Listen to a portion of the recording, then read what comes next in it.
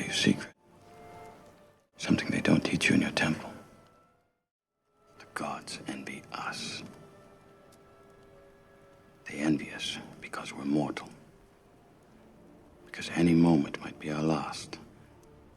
Everything's more beautiful because we're done.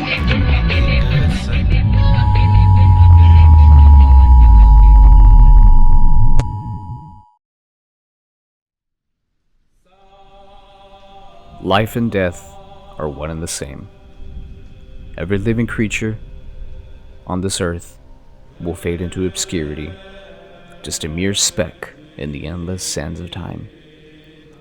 Now, for billions of years, the planet that we call home has endured many walks of life, from the grandest beasts that shook the earth with every step, to the smallest organisms capable of wiping out populations.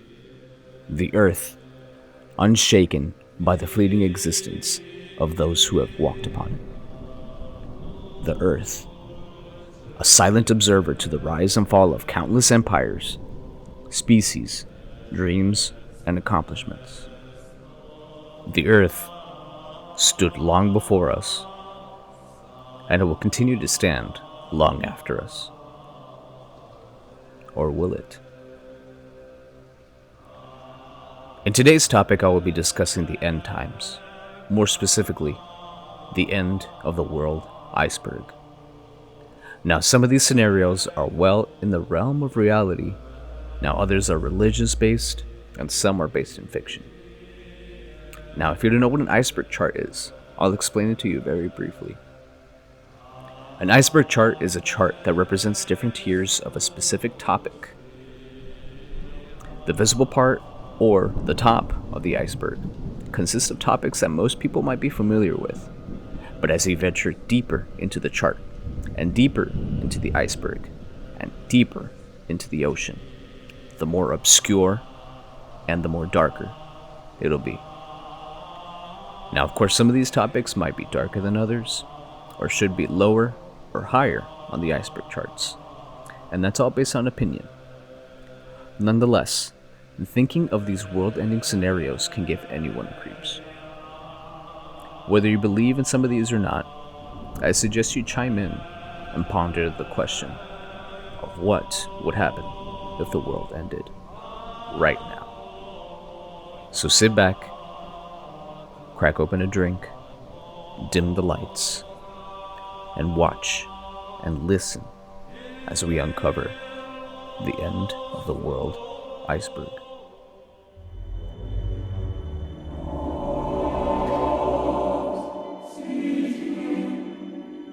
Tier 1.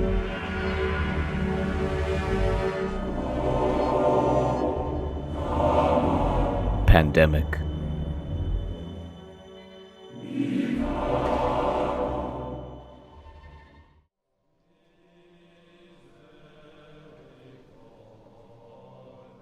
In epidemiology, a pandemic is defined as an epidemic occurring over a very wide area, crossing international boundaries, and usually affecting a large number of people. Now, these past few years have had long-lasting effects on the world we know today. To refresh your memory, in 2020, the whole world stopped due to the COVID-19 pandemic. Most of the population were ordered to stay indoors, not to make any physical contact with anyone outside of your homes, and continuously practice safe hygiene and wear the appropriate face masks. If affected by the COVID-19 virus, it was a harrowing time to recover. Others were not so lucky.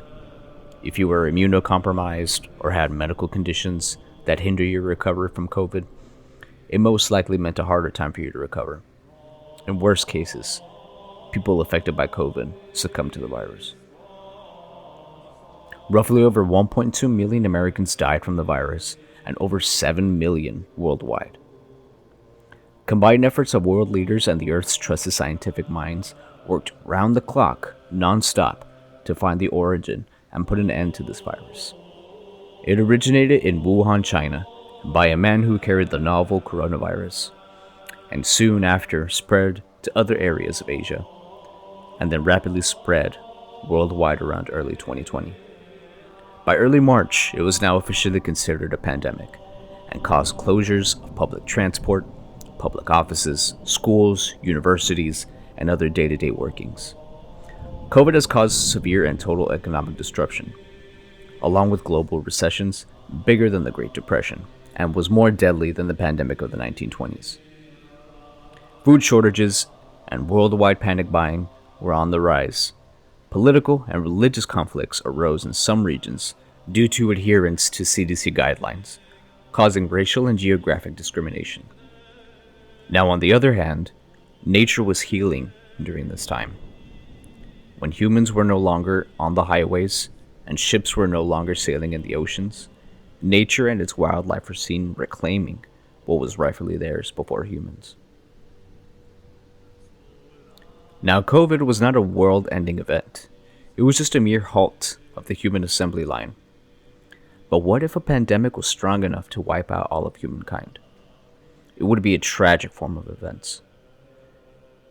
But it'll also be somewhat poetic, as it'll be an ecological reset of the planet.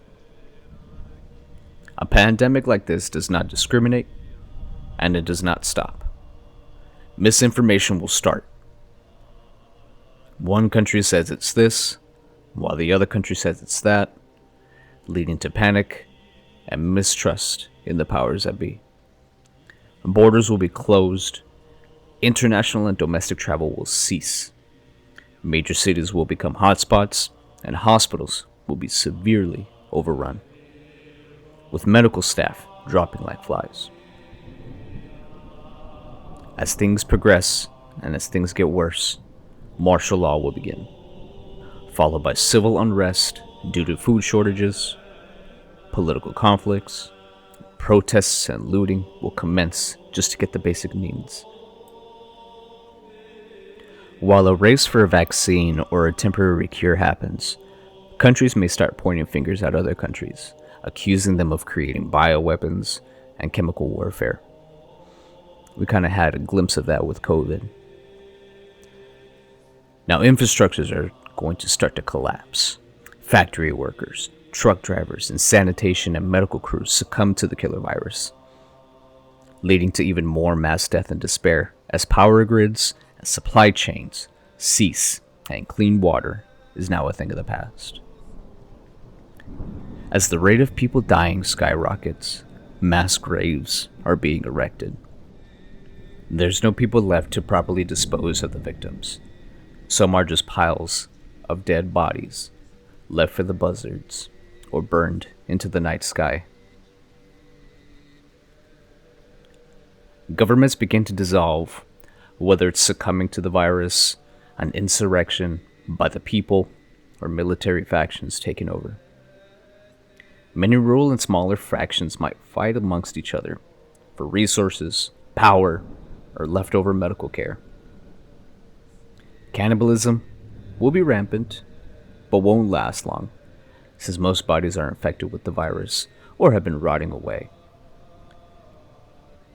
Some can't bear the thought of going on further and just leave this miserable existence.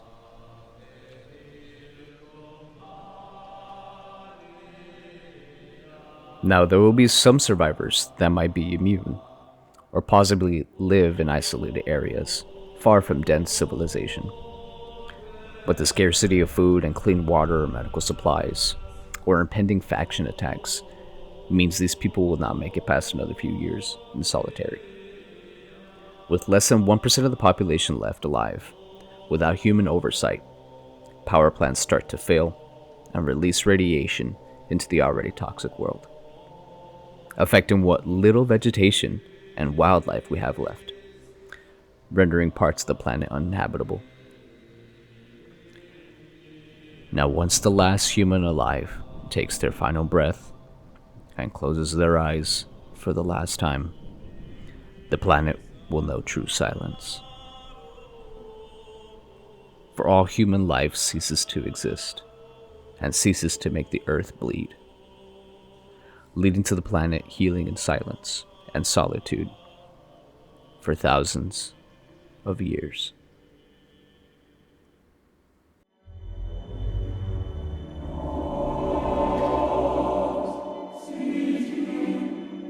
supervolcanoes.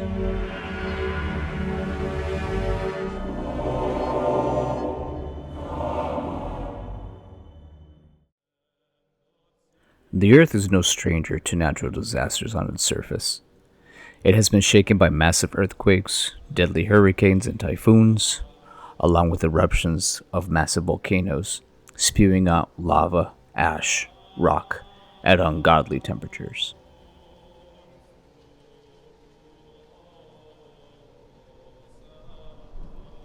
Well beneath the Earth's surface lies a whole lot of semi-molten rock.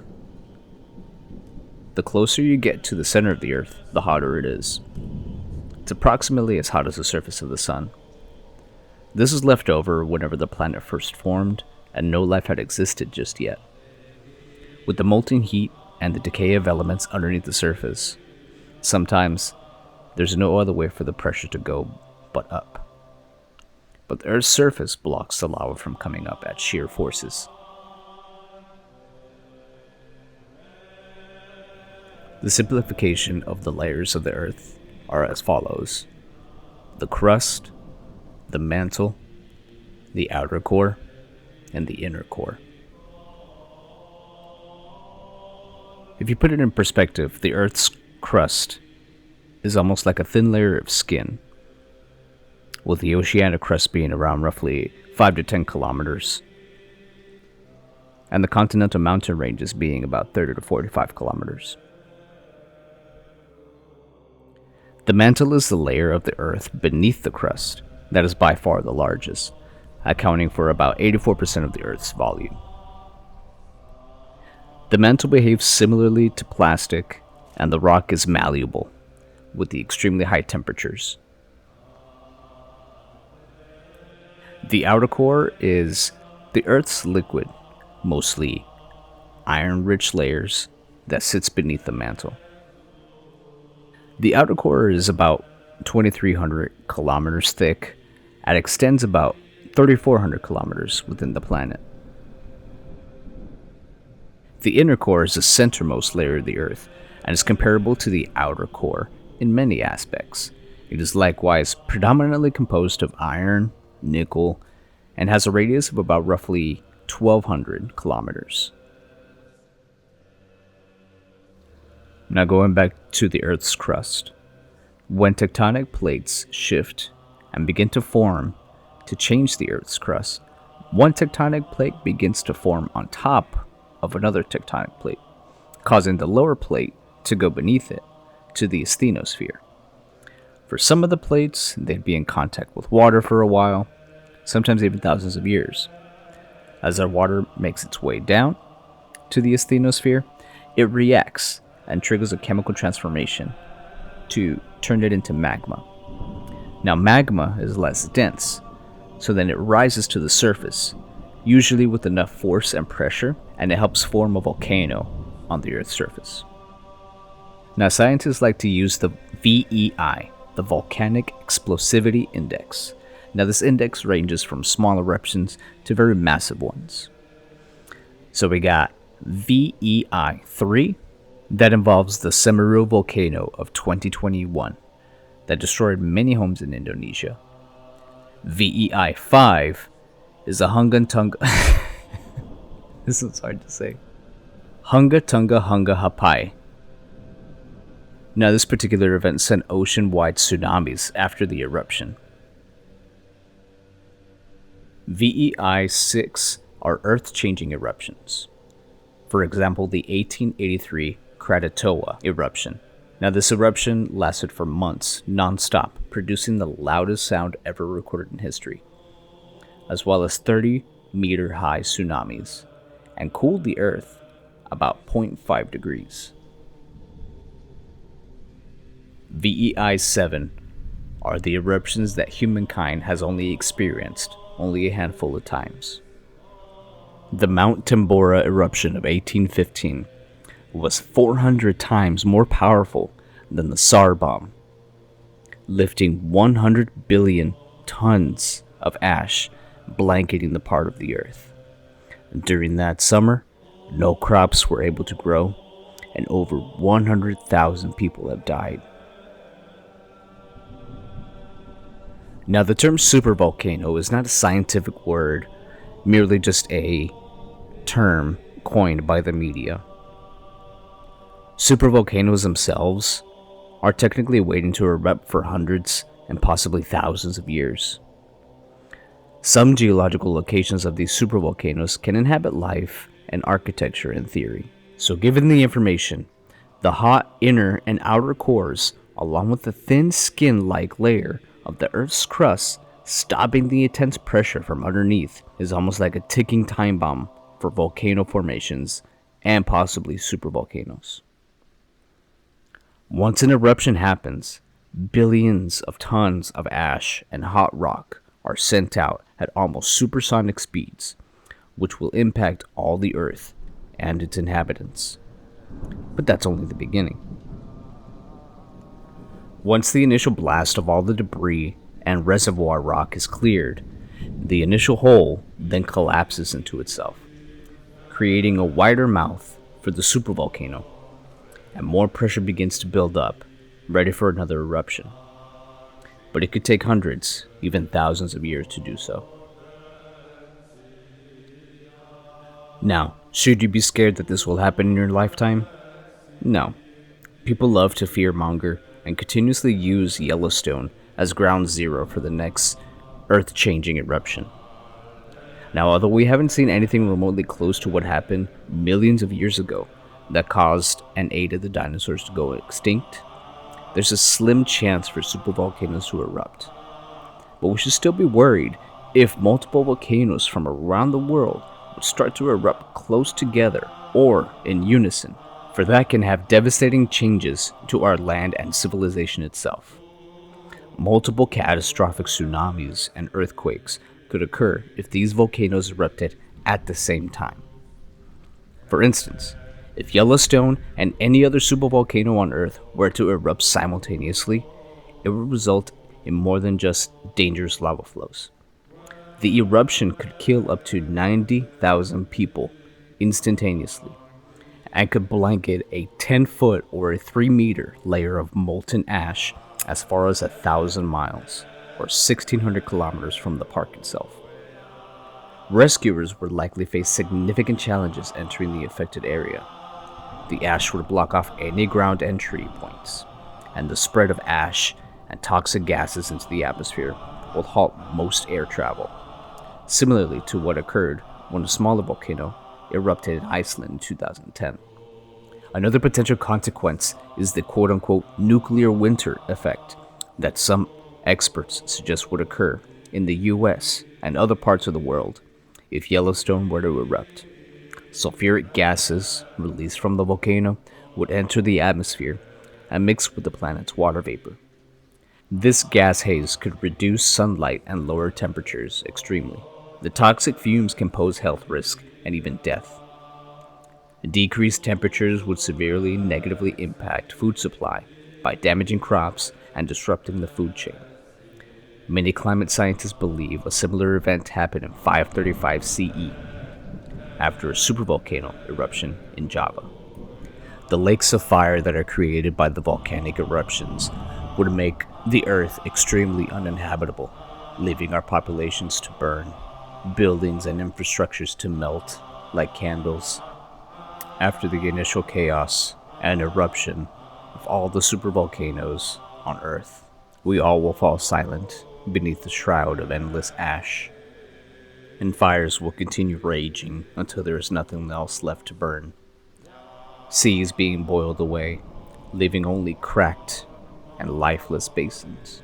The bones and ash of once thrived lay buried underneath the layers of volcanic glass and rock as the Earth continues to spin.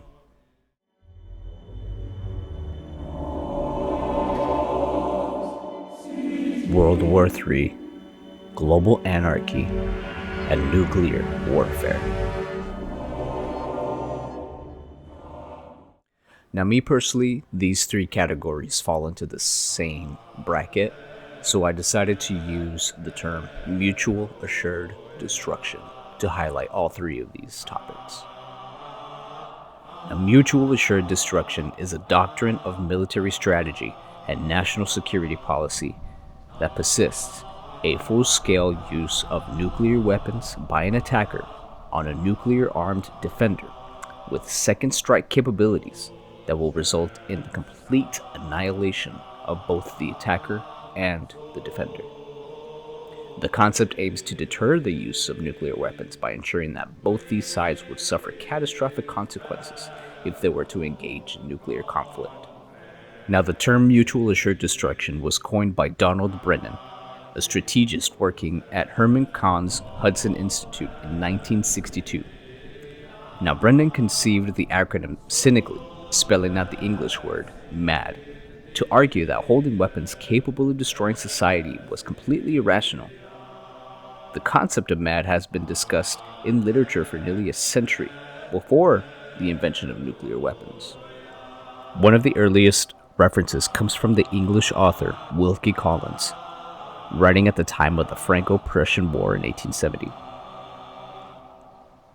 Quote, "I begin to believe in only one civilizing influence, the discovery of one of these days of a destructive agent so terrible that war shall mean annihilation, and men's fears will force them to keep the peace." Now, in our lifetimes, we are no strangers to war. We are no strangers to countries trying to show off their massive armies, made to kill, and arsenals of weapons and bombs that will level buildings in seconds. North Korea and Russian forces have been the most recent countries that flaunt their arsenal. But going further back to the early Cold War in the late 1945, the United States became the first nuclear power after the nuclear attacks on Hiroshima and Nagasaki.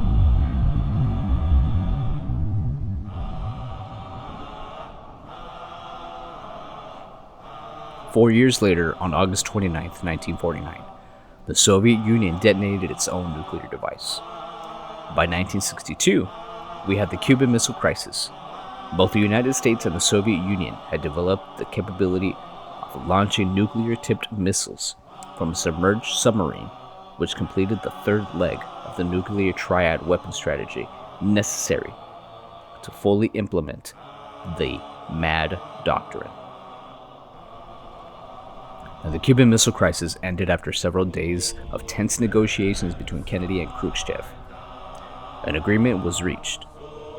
Publicly, the Soviets would dismantle their offensive weapons in Cuba and return them to the Soviet Union, subject to United Nations verification in exchange for a U.S. public declaration and agreement to not invade Cuba again. Having two countries with world-changing nuclear weapons and armaments has caused society to protest the end of nuclear arms race.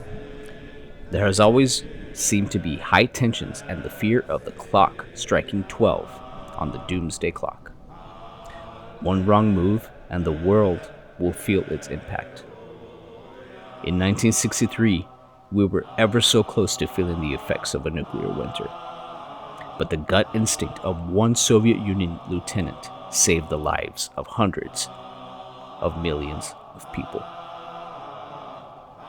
Stanislav Petrov was a lieutenant colonel in the USSR's Air Defense Force. At Serpukhov 15 bunker, where the satellite detection system named OCO was stationed. The Soviet Union's early warning missile detection technology sprang to life. It was a worst-case scenario. The United States, the Soviets' greatest enemy, has launched a direct nuclear attack. Inbound missiles were on the way. It was now his sole responsibility to pass the info and launch immediate barrage of nuclear weapons back at the US, triggering a nuclear war.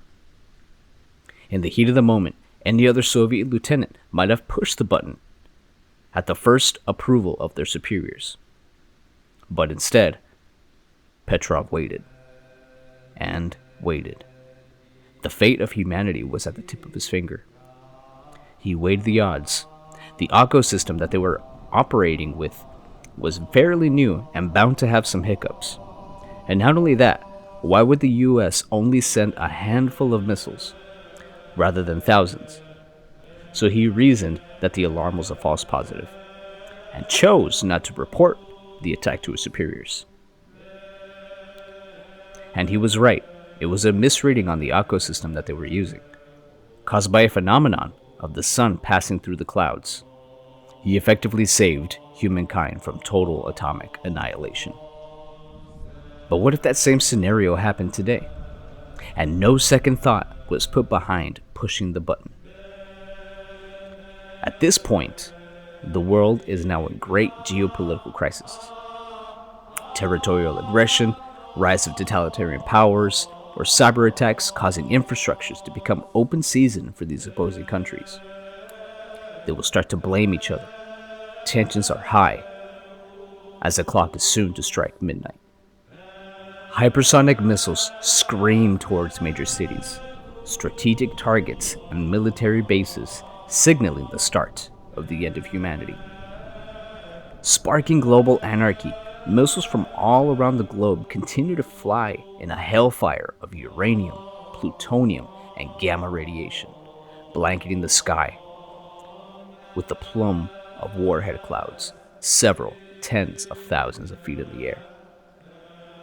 Areas untouched by the hellfire bombs are then quickly blanketed by the severe radiation of the bombs. The sunlight will remain blocked by the clouds, dropping the global temperatures drastically, killing crops, livestock, and causing severe birth defects and the death of furthering humanity's chances of survival. Food becomes scarce as the dirt and the vast oceans are plagued by radiation, making everything a lost cause. Political power ceased to exist as during the first Hellfire strikes targeted those sensitive areas in a matter of minutes. Those lucky ones that have survived in underground bunkers will eventually succumb to starvation, illness, or inbreeding, or fighting amongst themselves, leaving the last remnants of a destructive species in the dirt forever. As skyscrapers begin to crumble and monuments of civilization decay, the earth begins to heal, although it will take thousands upon thousands of years for the plastics and radiation to become safe for a potential new life. As nuclear waste fades and the earth warms again, life will then flourish. It has endured much worse in the past, and it will continue its cycle of life and death, indifferent to the species that had almost destroyed it. MAD represents humanity's lust for power and total control, a testosterone-filled arena of nuclear armaments and brute force ready to send a message despite the casualties that it will bring. It's a sombering reminder that our existence is small and fragile, that even the tiniest of elements, invisible to the naked eye, can wipe out our species from the face of the earth, ceasing to exist. Turn loose those missiles. Hear the sirens, because all our species knows is violence.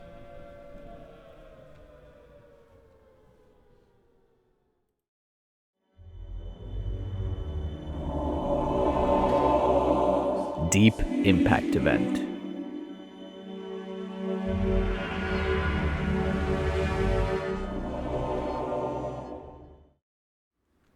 Now, as a kid, I've always loved looking at the night sky in hopes of seeing a shooting star or a meteor flying by. As I grew older and my frontal lobe started developing, I've grown to have a constant fear of one day a meteor crashing down to Earth and wiping us all out in an instant. It almost seems like every single year there's always a headline of a meteor the size of blank is hurtling towards Earth, making us fear the impending doom. But luckily, we've been in the clear for a long time, millions of years, more or less. But what if we weren't so lucky in our lifetimes? A deep impact event is a world-ending collision between Earth and a colossal celestial object like an asteroid or a comet. Maybe a sentient planet like Hellstar Remina. An event like this can effectively make all life on Earth extinct in the blink of an eye, with the sheer power of billions of atomic bombs, it'll change the face of the planet for many millions of years. The last time a world-changing asteroid hit the Earth was when the dinosaurs walked the Earth. The Chicxulub crater is an impact crater buried underneath the Yucatan Peninsula in Mexico. It was formed slightly over 66 million years ago when an asteroid, about 7.5 miles in diameter, or 12 kilometers, struck Earth. The crater is estimated to be 200 kilometers, or 120 miles in diameter, and 1 kilometer, or 0.62 miles deep. It is believed to be the second largest impact structure on Earth, and the only one whose peak ring is intact and directly accessible for scientific research.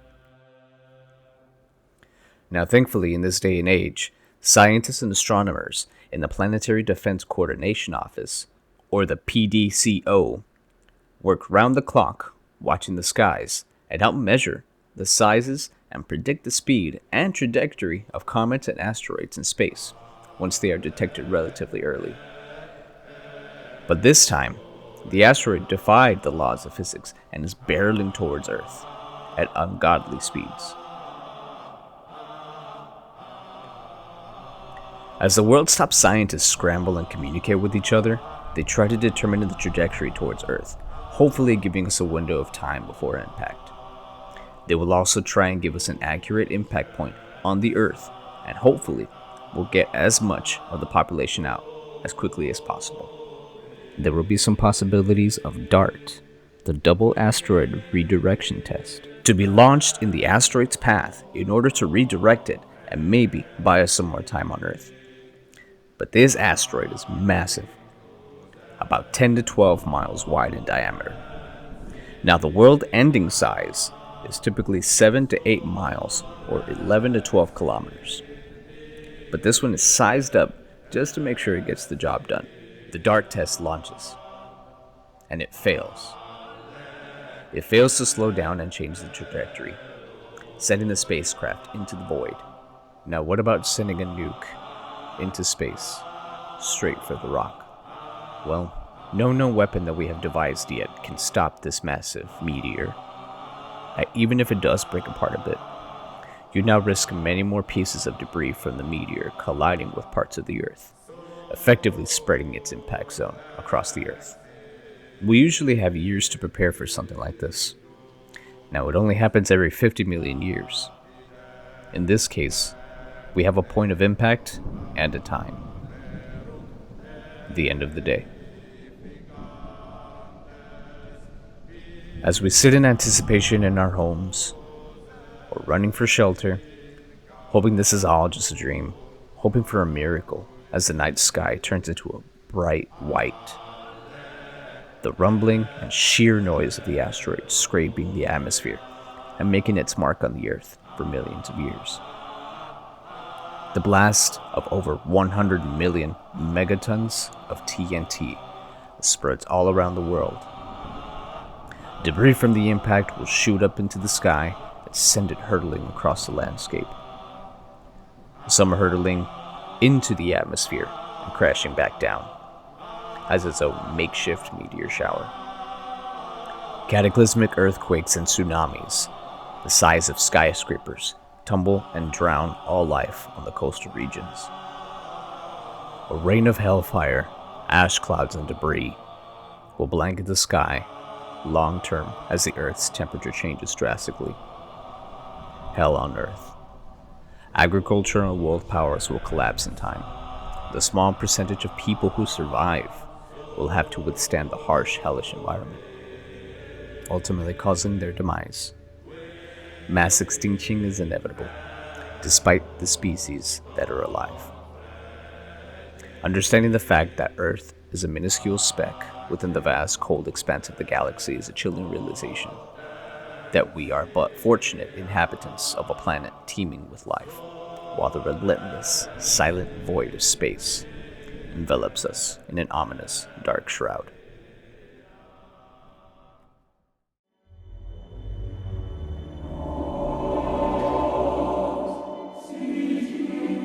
The death of the sun.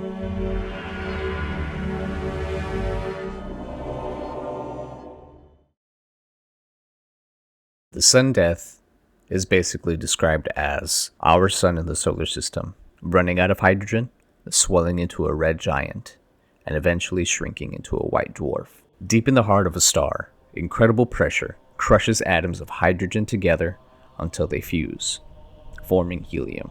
In the process of fusing, some of the matter is converted into energy and released. Slowly, over the course of tens of thousands of years, that energy, in the form of light and heat, wiggles its way out of the core and toward the surface. 8 minutes after that, it reaches the earth, and you feel the gentle caress of sunlight on your face. Every ounce of sun that caresses the earth in every part of the world is a piece of the sun dying. It'll take some time, approximately billions of years, for the sun to die. The sun's core runs out of hydrogen, eventually expanding more and more. But in this case, it now has decided to die in a great big ball of fire and take any existing planet nearby with it. The sun has a unique relationship between its core and outer layers, making small yet unnoticeable changes on the surface and for life on Earth. But as slowly as the sun starts to lose its power, the sun will start to grow larger in a thermal expansion. As helium, hydrogen continue to bond in the core, the temperature will ramp up and the sun will expand more and more each day. It'll get about 1% brighter every 100 million years. But in our case, it'll get brighter much quicker. At 10% brightness, oceans will begin to evaporate and global temperatures will skyrocket. The Earth's sky will be blanketed by a huge amount of water vapor and greenhouse gases, making the Earth's liquids and remaining oceans and water to boil. The surface will be similar to Venus at this point, incredibly hot and dry. Slowly, human life will be greatly affected. Death will be rampant due to the overwhelming heat and air quality.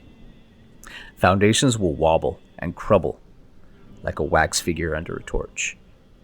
Aquamarine life will boil in their own habitats. Once all human and animal life ceases in this climate, there will be a small percentage of microorganisms that can thrive in these climates. But at that point, the deadly star has consumed Mercury and Venus and is about to swallow Earth in its dying moments. Like a unified last dance of life, the core of life, the sun is our ultimate demise.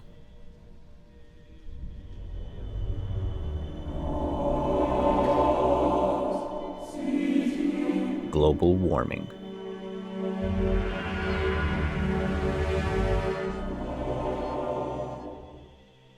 Now, global warming is a long-term increase of the Earth's temperature caused by greenhouse gases released into the atmosphere, mainly from burning fossil fuels.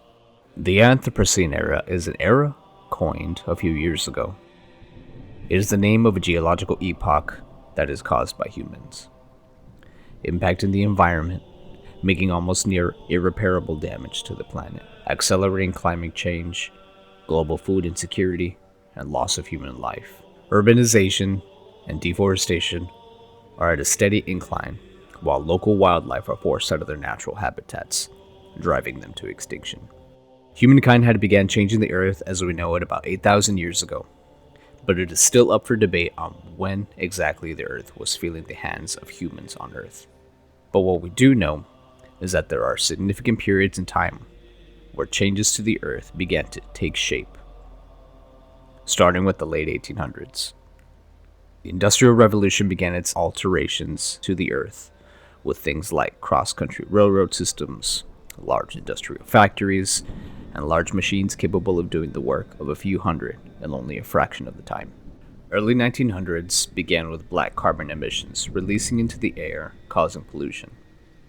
And mid-20th century to today, caused by the emergence of microplastics and organic pollutants like pesticides, petroleum, and polyaromatic hydrocarbons. These are non-biodegradable and cause toxicity in the environment. Not to mention the microplastics in the sea that cause sea life to mistake trash for prey, ultimately killing them and suffocating them. Fishermen and wildlife conservationists took a look at some of the sea life washed ashore, only to discover their insides filled with bottle caps, plastic bags, and other plastics. Thankfully, there has been widespread activism and global regulations to at least halt the process of certain actions by companies that put the environment at risk. It is a small feat, but thankfully the Earth and the ozone layer have been healing slowly but surely. But what if we didn't care? And that insatiable hunger for material goods and services, the hunger for a mega city and large infrastructures, began to kill all wildlife and sea life to mere extinction, leaving us with the mounds of trash and invincible plastic.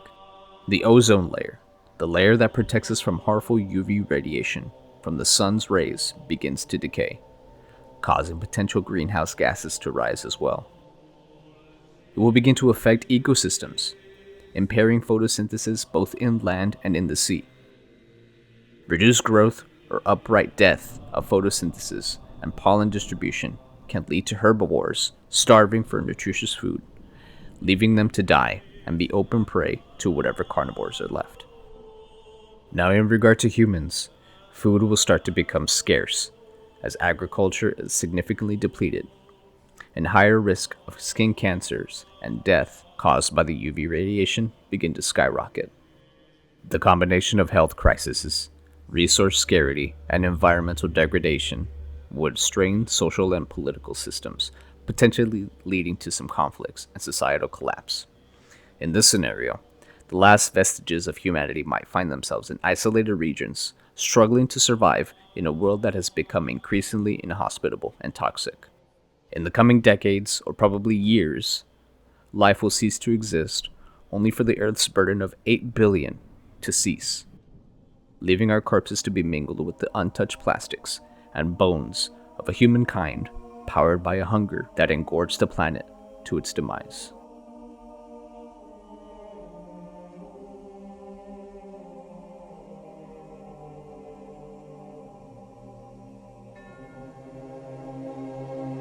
So that the universe felt love, by which, as some believe, the world has many times been turned to chaos. And at that moment, this ancient rock here and elsewhere fell broken into pieces.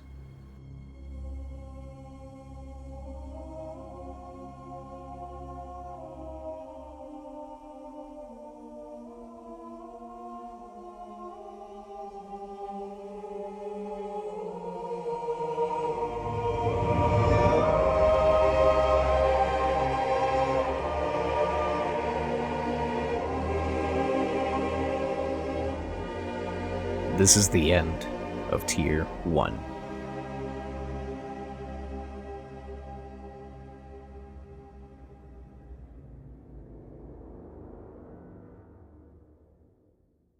Hey guys, just wanted to come in and say thank you for tuning in and listening to me ramble.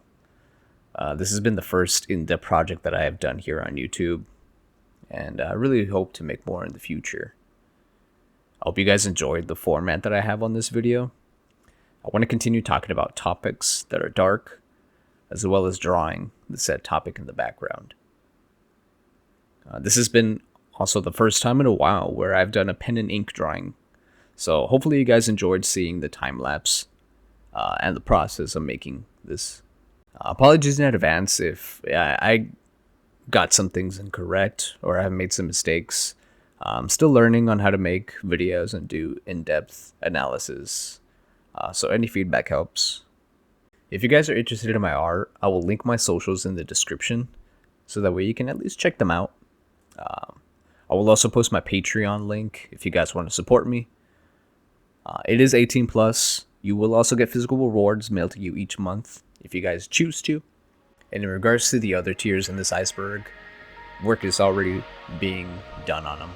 So I'm excited. So hopefully you guys will come back. Hopefully you guys have enjoyed. And other than that, I just want to say thank you again.